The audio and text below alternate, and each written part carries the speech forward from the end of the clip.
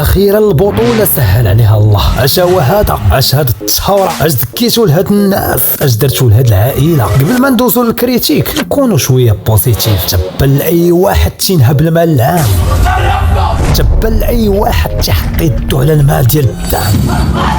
كنأدي الضريبه ديال الدعم السمعي البصري. من حقي نتفرج كميه الحامض اللي تعصرات في رمضان ما يمكنش. كنحيي الناس القائمين على الكواليتي ديال البطوله اللي كتنقل في الرياضيه. والرياضيه هو الحبس. واش باقي شي حد خدام بالبوخ؟ اش التعليق ديال دول القميله؟ حبه السوداء يا اخي، حبه السوداء يا اخي.